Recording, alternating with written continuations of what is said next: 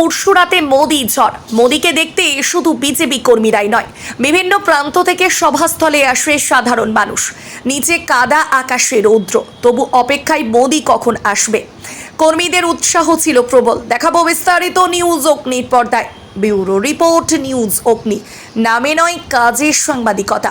বিজ্ঞাপন ও লাইভ এবং যে কোনো রকমের খবরাখবর জানতে যোগাযোগ করুন নিউজ অগ্নি দপ্তরে 9903070007। আজকে কর্মীদের মধ্যে যথেষ্ট উচ্ছ্বাস, কারণ তার একটাই কারণ, আরামবাগ লোকসভায় নরেন্দ্র মোদীজি বিশ্ববরেণ্য নেতা। আজকে সর্ববৃহৎ একটা জায়গায় আছেন উনি, ভারতবর্ষের প্রধানমন্ত্রী হিসেবে উনি আসছেন। আরামবাগবাসী হিসাবে আমি যেমন গর্বিত, এলাকার লোক বা সমস্ত আরামবাগবাসী গর্বিত ওনাকে পেয়ে। আজকে কুশরার মাটিতে উনি আসছিলেন, উপচে পড়া ভিড় ছিল, প্রায় 1 থেকে 1.5 লক্ষ লোক হয়েছে। জিতেন বলে মনে করছেন? অবভিয়াসলি অরূপ কান্তি দিগার মহাশয়, আমাদের যেদিন ভারতীয় জনতা পার্টি মনোনীত প্রার্থী অরূপ কান্তি দিগার মহাশয় জিতবেন।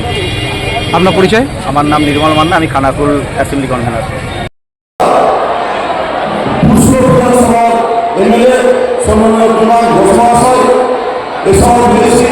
আমাদের শান্তি জেলার ইনচার্জ বিভাগীয় মহাশয় আসেন, আমাদের বিধায়ক বিশ্বনাথ মহাশয় আসেন, খানাকুলের বিধায়ক সুশান্ত ঘোষ মহাশয় এবং আমাদের জেলা নেতৃত্ব আরামবাগের বিধায়ক ঘোষণার বাগ মহাশয়, জেলার নেতৃত্ব এবং আমাদের মন্ডল নেতৃত্ব, বুথ লেভেলের নেতৃত্ব এবং আমাদের সংগ্রামী যেসব কার্যকর্তা আছেন, এত কিছু পরিস্থিতিকে সমান দিয়েও যারা এসেছেন আমাদের এই অনুষ্ঠানে আগ্রহ করেছেন এবং অন্তর দিয়ে এখানে এসে রোদে উপভোগ করে, কাদা রোদ উপভোগ করে আমাদের অনুষ্ঠান শুনছেন, সকলকে আমার অন্তরের অন্তঃস্থল থেকে শ্রদ্ধা, ভক্তি, নমস্কার ও গৌরী অভিনন্দন জানান।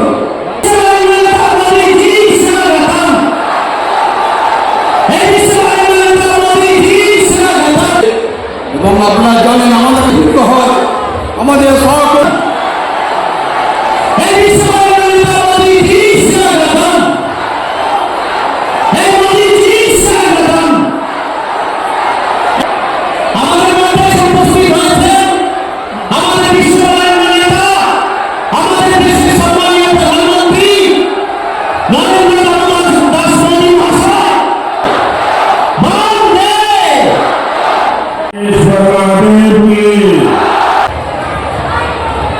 यहाँ राम मंदिर का नाम लेना अपराध हो गया है, हुआ नहीं हुआ? बोले जय श्री राम। टीएमसी की चले तो बाबा कास्तेश्वर धाम पर भी ये रोक लगा है। ये धरती गुरुदेव टैगोर, काजी नजरुल इस्लाम और सत्यजीत रे की धरती है, लेकिन यहां टीएमसी के राज में अभिव्यक्ति की आजादी नहीं है। यहां ऑपोजिशन को, विपक्ष को, जागरूक नागरिकों को, स्वतंत्र आवाज को दबाया जा रहा है। इतना ही नहीं, हालत तो ये है कि कोई हंसी मजाक करे, कोई हंसी मजाक का पोस्ट कर दे सोशल मीडिया में, कोई कार्टून शेयर कर दे तो उसको भी धमकाया जाता है, उसका जीना मुश्किल कर दिया जाता है। अरे बंगाल के बड़े भाई बहनों, ये स्वामी विवेकानंद और सुभाष बाबू की भूमि है, लेकिन देश के प्रति उनके विचारों की धज्जियां उड़ा रही है। बंगाल की पहचान राजा राम मोहन रॉय से होती है। ये टीएमसी वालों का चले ना तो राजा राम मोहन रॉय का जो नाम है उसमें से राम भी निकल रहे, ये ऐसे लोग हैं। लेकिन यहां महिलाओं की स्थिति लगातार खराब हो रही है। जिस भूमि पर ईश्वर चंद्र विद्यासागर जैसे महापुरुष महान व्यक्तित्व रहे हो, वहां की शिक्षा व्यवस्था आज खस्ता हाल है। भर्तियों में घोटाले होते हैं। ये भर्ती डॉक्टर बीसी रॉय की भर्ती है, लेकिन स्वास्थ्य सेवाएं उसकी हालत बदतर है।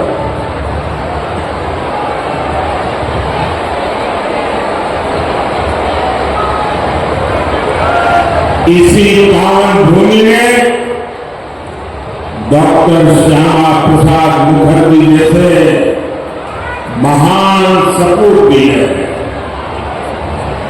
लेकिन वोट बैंक की पॉलिटिक्स के आगे उनके महान विचारों की अनदेखी की जा रही है।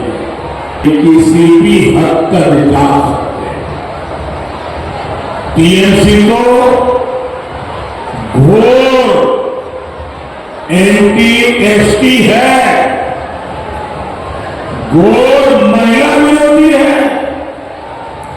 ये अपने एससी एसटी नेताओं के साथ साथ बहुत बुरा व्यवहार करती है।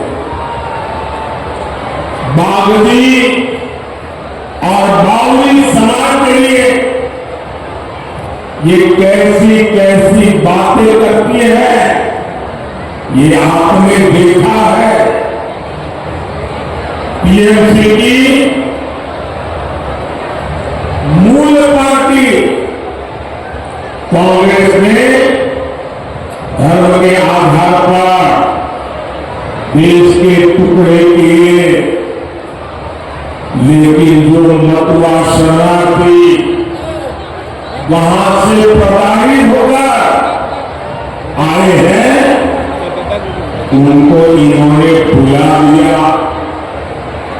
जब मोदी सरकार सीए जैसा बहुत ही महत्वपूर्ण कानून लेकर आई, नागरिकता देने वाला कानून लेकर आई, नागरिकता देने की गारंटी लेकर आई कि लोग डराने धमकाने में जुटे हैं, अफवाहें फैलाने में जुटे हैं, झूठ बोलते जा रहे हैं।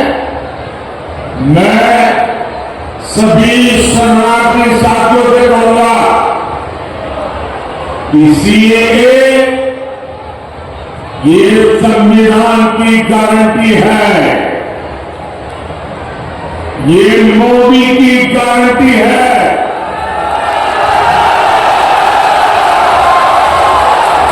दुनिया की कोई ताकत इसे रोक नहीं सकती है। और टीएमसी वाले भी कान खोल करके सुन लो, अगर इस प्रकार की बातें हरकत की तो लेने के देने पड़ जाएंगे।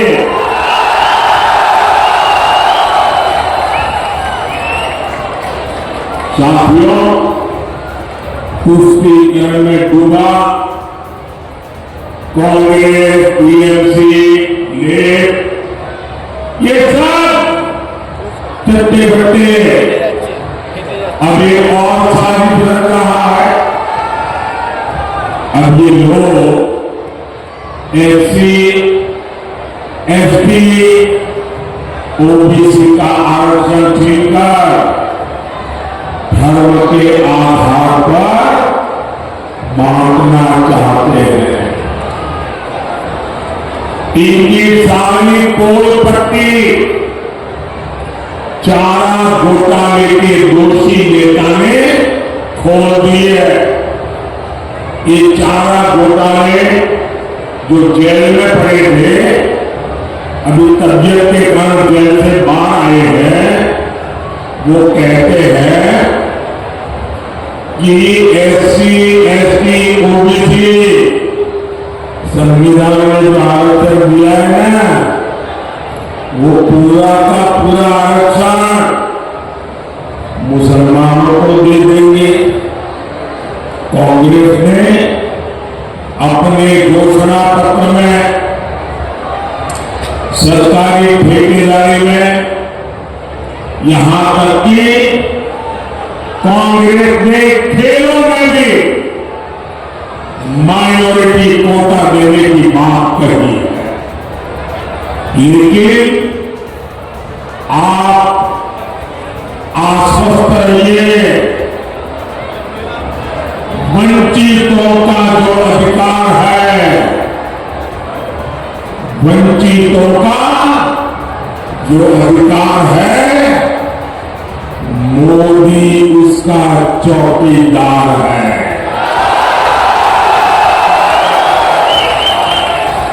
साथियों, केंद्र सरकार अगर आपके हित में जो योजना बनाती है, उसे भी ये टीएमसी सरकार रोक देती है। मोदी एक बहुत बड़ा अभियान चलाता है, एस्पिरेशनल डिस्ट्रिक्ट प्रोग्राम। देश के इन जिलों में बड़ी संख्या में एससी एसटी समाज के लोग रहते हैं। इनकी गठबंधन की सरकारों ने इन्हीं जिलों को सबसे पिछड़ा बनाकर छोड़ दिया। मोदी ने कहा ऐसा नहीं चलेगा। मोदी ने कहा अब ये जिले पिछड़े नहीं रहेंगे, ये जिले विकास में सबसे आगे आएंगे। मोदी ने देश के ऐसे 110 से ज्यादा जिलों में खूब मेहनत की। मोदी ने सबसे अच्छे अफसर भेजे। दिल्ली से लगातार कामकाज की जांच हो रही है। अब इनमें से बहुत सारे जिले अपने राज्यों के दूसरे जिलों से भी आगे निकल रहे हैं। ये जिले अब पढ़ाई में, स्वास्थ्य में, सड़कों के निर्माण में, पानी की सप्लाई में बहुत अच्छा कर रहे हैं। इसी अनुभव से सीख लेकर अब मोदी ने एस्पिरेशनल ब्लॉक अभियान भी शुरू किया है। लेकिन साथियों, आपकी सुविधा का यह अभियान, आपकी भलाई का यह अभियान, आपके जिंदगी में सरलता आए, सुविधा आए, आपके बच्चों के सपनों को अवसर मिले, इसलिए ये जो एस्पिरेशनल डिस्ट्रिक्ट का प्रोग्राम चल रहा है, इतना शानदार प्रोग्राम है, दुनिया में इसकी तारीफ हो रही है। लेकिन ये टीएमसी ने हमारे प्रदेश में, पश्चिम बंगाल में, उसका बाइकआउट कर दिया, लागू ही नहीं कर रही है। मतलब ये आपकी विरोधी है, जनता की विरोधी सरकार। टीएमसी सरकार एससी समाज के विकास से चिढ़ती है, इसलिए वो आपको आगे नहीं बढ़ने दे रही।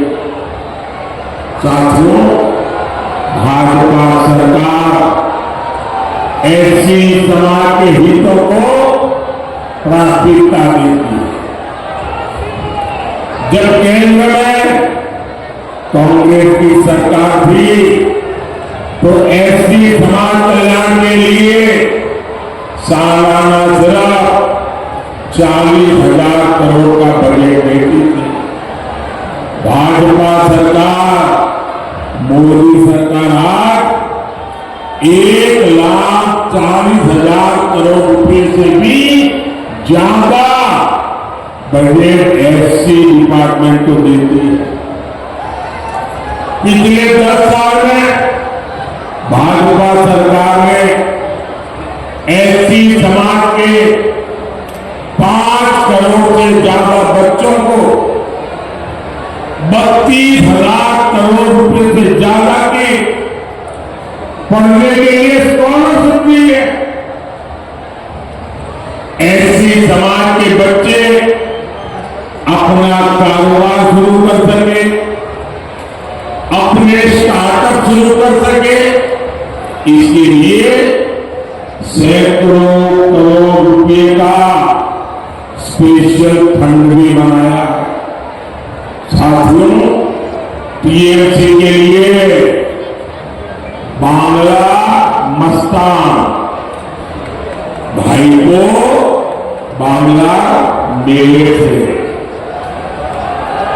कहीं ज्यादा टीएमसी जिस तरह बंगाल को लूट रही है वो एक महापाप है। शिक्षक भर्ती घोटाला, पंजी स्कैम, कोयला scam, chit fund scam, ration scam, इतनी बड़ी लंबी लिस्ट है। टीएमसी ने हमारे अन्नदाता, हमारे किसानों को भी नहीं छोड़ा। टीएमसी वाले धान किसानों को मंडियों में लूटते हैं। ये किसानों का धान कम तोड़ते हैं और पैसा भी कम देते हैं। ये तो मोदी पीएम किसान सम्मान निधि भेजता है, उससे मेरे किसान भाइयों को कुछ राहत होती है। वरना तो बंगाल के किसानों को बर्बाद करने में कोई कसर टीएमसी ने नहीं छोड़ी। साथियों, मोदी सरकार इथेनॉल और बायोफ्यूल प्लांट भी लगा रही है। धान किसानों को भी इसका फायदा मिलना तय है। भाजपा ने अनाज के भंडारण के लिए दुनिया की सबसे बड़ी योजना शुरू की है। अब हम आलू, प्याज, टमाटर जैसी सब्जियों के लिए विशेष क्लस्टर बनाने वाले हैं, जहां सब्जियों की स्टोरेज की सुविधा होगी। मैं किसान साथियों से कहूंगा, এটা তো শুধু ট্রেলার, এটা তো শুধু ট্রেলার, এখন তো অনেক কিছু করা বাকি। भाइयों बहनों, यहाँ रेलवे में इतने काम हो रहे हैं, आने वाले 5 साल ऐसे इंफ्रास्ट्रक्चर के लिए स्वर्णिम कालखंड होने वाले हैं। आपको औरंगाबाद से मेरे साथी श्री अरूप कांति दिग्गज जी को भारी वोट से जिताकर दिल्ली भेजना है। और आप जब कमल के निशान पर बटन दबाओगे ना तो वोट सीधा सीधा मेरे खाते में जाएगा, मोदी के खाते में जाएगा। याद रखना, ये चुनाव हिंदुस्तान की सरकार बनाने का है। ज्यादा से ज्यादा मतदान करेंगे, ज्यादा से ज्यादा मतदान करेंगे, घर घर जाएंगे, पोलिंग बूथ जीतेंगे। अच्छा, मेरा एक काम करेंगे, मेरा एक काम करेंगे, पक्का करेंगे। घर घर जाकर के कहना कि अपने मोदी जी आए थे और मोदी जी ने आपको नमस्कार कहा है। मेरा नमस्कार पहुंचा देंगे। मेरे साथ दोनों हाथ ऊपर करके बोलिए, भारत माता की, भारत माता की, भारत माता की, भारत माता की। वंदे वंदे वंदे वंदे वंदे वंदे वंदे वंदे। आप